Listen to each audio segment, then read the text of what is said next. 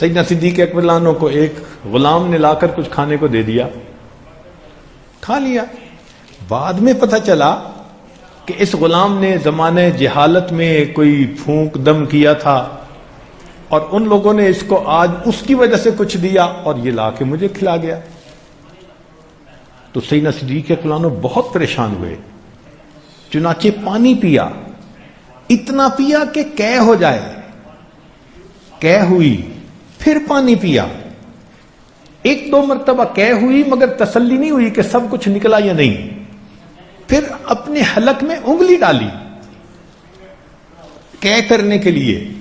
جب انگلیاں ڈال ڈال کے قے کر رہے تھے، تکلیف بھی ہو رہی تھی، تو دیکھنے والے نے کہا کہ امیر المومنین اتنی تکلیف پہنچا رہے ہیں۔ فرمانے لگے اگر مجھے پتا ہوتا کہ اس کھانے کا آخری ذرہ میری جان کے ساتھ نکلے گا میں پھر بھی اسے نکال دیتا۔ یہ تقوی صحابہ کرام میں تھا، اور وہاں سے پھر یہ اولیاء اللہ کی زندگی میں آیا۔ اور اس کے بغیر کوئی بندہ متقی بنے بغیر اللہ کا ولی بن نہیں سکتا۔ ولایت کا نور حاصل کرنا چاہے تو تقوی حاصل کرنا پڑے گا۔ پہلے وقت میں تو یہ تقوی بہت ہوا کرتا تھا، ہمارے اکابرین متقین تھے۔ چنانچہ ایک عالم بیٹھے تھے، ان کے پاس ایک بوڑھی عورت آئی، اس نے آ کے مسئلہ پوچھا، کہنے لگی کہ میں چاند کی روشنی میں سوت کاٹ رہی تھی رات کو، وقت کا حاکم گزرا اور اس کے لیے کندیلیں جلائی ہوئی تھیں، روشنی جلائی ہوئی تھی، لوگ آگے پیچھے روشنی لے کے چل رہے تھے۔ مجھے اس وقت دھیان نہ رہا، جتنی دیر وہ گزرا میں اپنا سوت کاٹتی رہی۔ اب مجھے احساس ہوا کہ میں نے تو حاکم کی روشنی میں سوت کاٹا، بتاؤ میرے لیے جائز ہے یا میرے لیے حرام ہے؟ تو انہوں نے کہا کہ تیرے لیے جائز نہیں ہے۔ اب بیٹا حیران کہ ابو نے کیسا فتویٰ دے دیا۔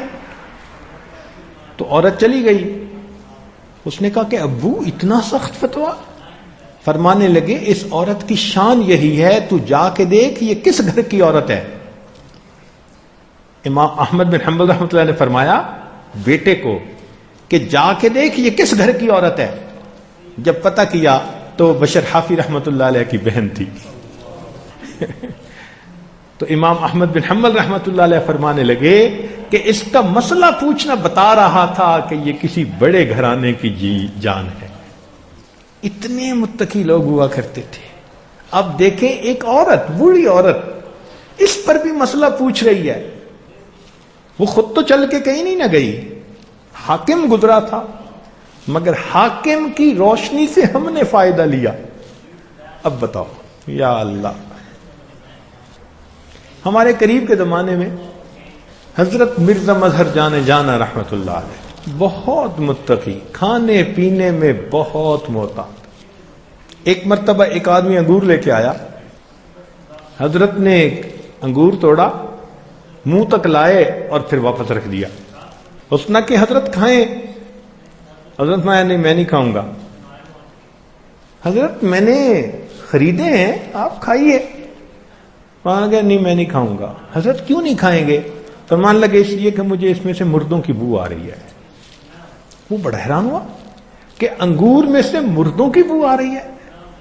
اس نے کہا حضرت میں نے تو خریدے ہیں ایک بندے سے۔ تو میں نہیں کھاؤں گا۔ اب وہ بندہ اٹھا اور گیا اس کے پاس جہاں سے اس نے انگور خریدے تھے کہ بھئی یہ انگور تم نے کہاں سے لیے؟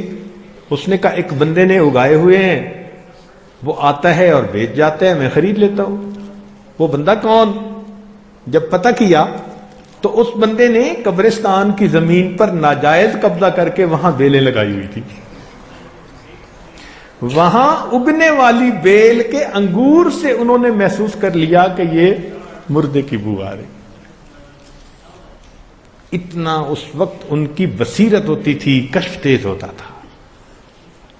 حضرت غلام علی دہلوی رحمت اللہ علیہ مرزا مظہر جان رحمت اللہ علیہ کے بہت اجل خلیفہ فرماتے ہیں کہ میں ایک مرتبہ کسی دعوت میں چلا گیا